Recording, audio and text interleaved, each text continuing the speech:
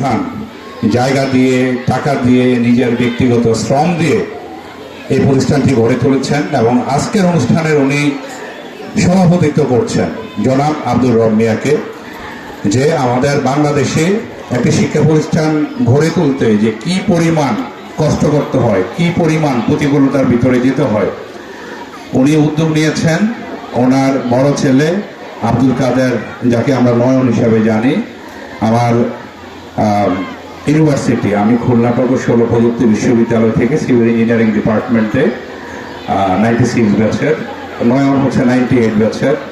নয়ন সহ নয়নের অন্যান্য যে 5 ভাই, এখানে টিটু আছে আর অন্যান্য যারা আছে, সকলে মিলে যে পরিশ্রম করে এই বিদ্যালয়টি এখানে প্রতিষ্ঠিত করেছেন এবং তার ফলশ্রুতিতে আজকে এই এলাকাবাসী এবং এই এলাকার যারা শিক্ষার্থী এখানে ভর্তি হচ্ছেন। ইতিমধ্যে 400 স্টুডেন্ট এখান থেকে শুনলাম যে পাশ করে চলে গিয়েছে এবং এবারও এসএসসিতে প্রায় 40 জনের মতো পরীক্ষার্থী পরীক্ষায় অংশগ্রহণ করবে। তা আসলে আমরা সকলকে আজকের এই স্কুলের যারা প্রতিষ্ঠাতা মানে এই প্রতিষ্ঠানটিকে প্রতিষ্ঠাতা করেছেন করতালের মাধ্যমে ওনাদেরকে একটু উৎসাহিত করি, কারণ ওনারা অনেক প্রতিকূলতার মাধ্যমে এই প্রতিষ্ঠানটিকে গড়ে তুলেছে। তো এখানে আগামী 21 তারিখে সম্ভবত এসএসসি পরীক্ষা শুরু হবে। এই প্রতিষ্ঠান থেকে 40 জনের মতো পরীক্ষার্থী এই পরীক্ষায় অংশগ্রহণ করবে। আমি সেই সকল শিক্ষার্থীদের উদ্দেশ্যে প্রথমে বলতে চাই যে তোমরা দীর্ঘ প্রায় 10 বছর ক্লাস 1 থেকে ক্লাস 10 পর্যন্ত তোমাদের পিতামাতা অনেক কষ্ট করে তোমাদেরকে এই পর্যন্ত নিয়ে এসেছে। সেটা আগামী 21 তারিখ থেকে সেটার পরীক্ষা হবে এবং পরীক্ষার পর একটা রেজাল্ট বের হবে। এই 10 বছর তোমরা যা লেখাপড়া করেছো এবং বিগত 5 বছরে হাই স্কুলে যে পড়াশোনা করেছো এবং বিগত 2 বছর 9 এবং 10 এই দুটা সিলেবাস মিলে কিন্তু এসএসসি পরীক্ষা হয়।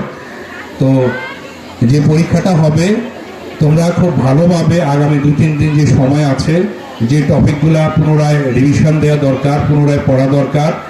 যদি শিক্ষকদের এখানে যে কয়জন শিক্ষক আছেন ওনাদের যদি কোনো পুনরায় আরও হেল্প প্রয়োজন হয় তাদের সহযোগিতা নিয়ে 21 তারিখ থেকে প্রত্যেকটি পরীক্ষা ভালোভাবে দিবা। এবার কিন্তু প্রত্যেকটা ক্লাসরুমে সম্ভবত সিসি ক্যামেরার আওতাভুক্ত থাকবে।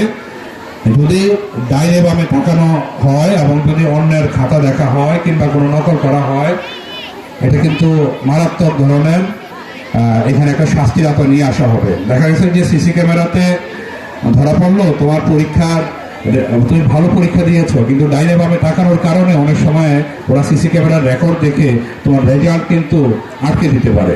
অতএব এই বিষয়গুলো মাথায় রাখবা। নিজে যতটুকু জেনেছ, যতটুকু পড়েছ, যতটুকু জানো সেই অনুযায়ী পরীক্ষার দিন পরীক্ষা দিতে হবে।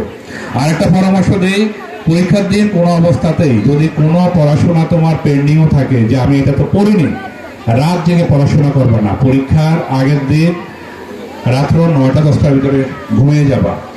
একটা ভালো যদি ঘুম হয় তাহলে সারা বছর যা পড়েছ এটা পরীক্ষা যখন বিসমিল্লাহির রহমানির রহিম বলে পরীক্ষা দেওয়া শুরু করবা, তোমার অনেক জিনিসই সুন্দরভাবে লিখতে পারবা।